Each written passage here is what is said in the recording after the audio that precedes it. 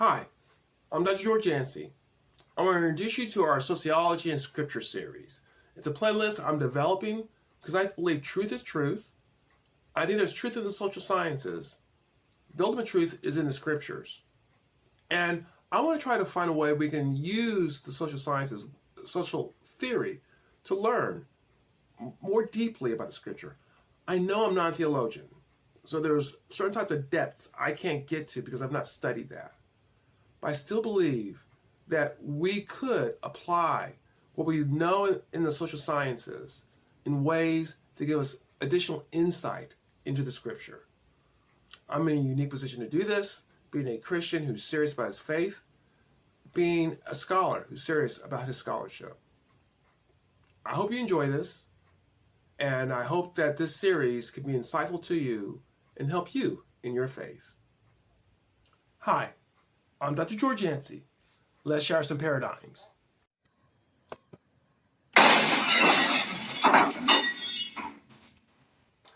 And the paradigm I want to share today concerns forgiveness. You know, this is the first video of a new series I've started on sociology and scripture. And I really wanted to tackle these issues as a sociologist because I think I have something to offer. And my first one is not as much about sociology, but the social sciences. But I think it's something that's very profound that we should be looking at. Forgiveness. Now, I know this is coming out around Thanksgiving, and forgiveness and Thanksgiving are both positive emotions that are not about gratifying ourselves. I mean, we're thankful for what others have done for us. We forgive what others have done to us. So, in a sense, they are positive emotions. They have some similarities. But forgiveness comes into play when someone has hurt us. What are we to do? Now, the key Bible verse of this comes from Matthew 18, 21, and 22. Then Peter came to him and said, Lord, how often shall my brother sin against me, and I forgive him? Till 7 times. Jesus said unto him, I say not unto thee until 7 times, but until 70 times 7. Okay. I don't pretend to be a theologian. So I don't pretend I have all the deep understandings behind the situation. But just looking at this, and from what I've been learning, Peter thought he was doing a good thing. I mean, think about it. Let's say someone came and stepped on your toe, and you forgive them. And you go, hey, okay, I forgive you. Then they do it again. And again. And again. And again. And again. And again. And Peter says, all 7 times I forgave them. Isn't that good? And Peter says 70 times 7. Why does Jesus do this? Why does Jesus do this? I believe Jesus is doing this because he sees that if it's 7 times, as good as that is, I mean, most of us think 7 times is a lot of patience, and sometimes it is. As good as that is, you can count it out. I forgave him 3 times for that.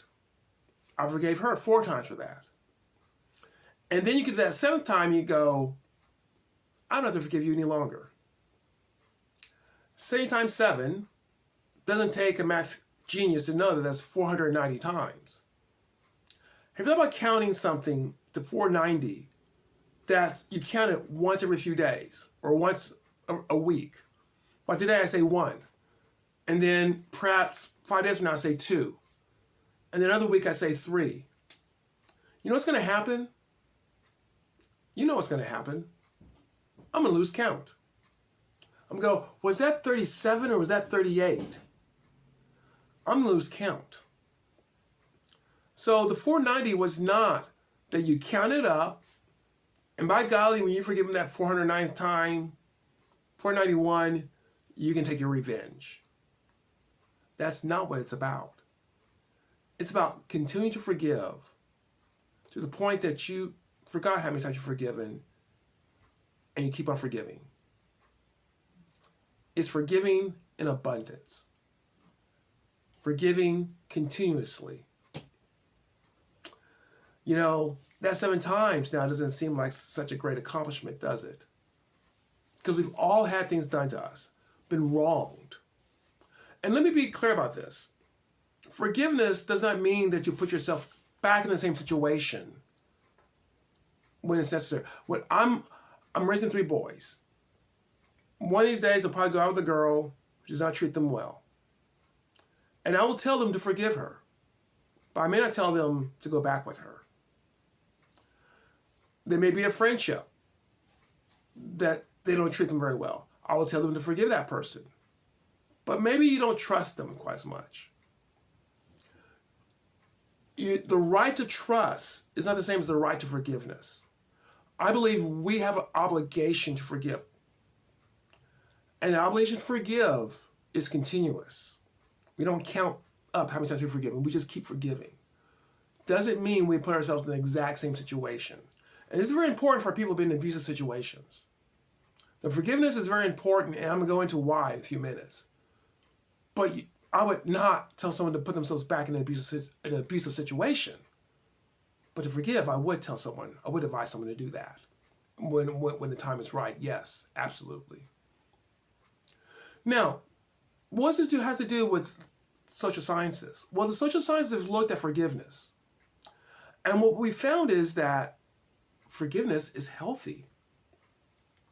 There's research, and I'm going to post some of the research in my description in the video, so you can look it up for yourself. See, I'm not just making it up. Now, forgiveness helps reduce negative emotions, depression, stress. So mentally, forgiveness is good for us. It helps us to be a sound mental person. Forgiveness helps our physical health as well. It helps our heart health. It reduces chronic pain. It improves our sleep. Forgiveness is good for you. So if you're thinking, that person does not deserve my forgiveness, you may be correct. You may be right. There are people who have done things to me who do not deserve my forgiveness. Here's the key. I don't forgive them for them, although they benefit from it. I forgive them for me, and ultimately for our larger society. What if we were in a society that forgave more continuously? What would that mean in our society? First off, it would mean we were healthier. That by itself would make us a better society. But also, in a society where oftentimes forgiveness is in such short supply, people could recover. People could make a mistake and not have it destroy them. And we ourselves would not be connected to this wrong that was done to us and reliving it over and over and over again, which is why I would tell someone, even from an abusive situation, even if you can't do it today, you have to work towards forgiveness. And don't do it thinking you're doing something for them. You're doing it for you. I believe that biblical truth is truth. And that Jesus knew the healing power of forgiveness. He gives us this commandment. He phrases it in such a way to where it's continuous, because he knows that's what we need. That is good for us. Jesus offers us a way to improve our lives and to improve our society, to make a better society. I fear so much. We're so eager to cancel people, to punish people who've done wrong. And it's created a society where we'll walk on eggshells. And we should strive to do what's well. We should not take people's forgiveness so that we can then go out and sin some more. But we walk in fear in a way that I don't think God wanted us to be. And it would not be if we're a society of forgiveness. God's truth is our truth. And it'll make us healthier, our society better, and help others become redeemed. Well, I hope you enjoyed this.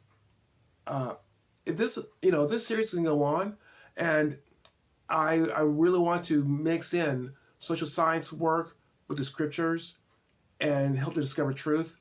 It's probably the closest thing I'll ever be to the theologian. a sociologist, theologian, I guess, but it's where I want to go. If you have enjoyed this, please leave a like, leave a comment. If you disagree, leave a comment. And consider subscribing. Subscribing to my YouTube channel, subscribing to this playlist. I sure would like to have you around as we dive in and we shatter some more paradigms.